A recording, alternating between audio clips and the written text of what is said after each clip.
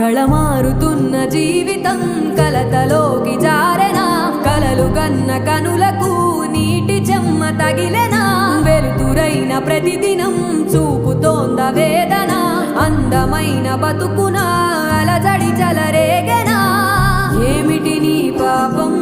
ఏమిటి నీ నేరం చీకటి ముసిరిందే చిటికల్లోనా తీరదు నీ శోకం మార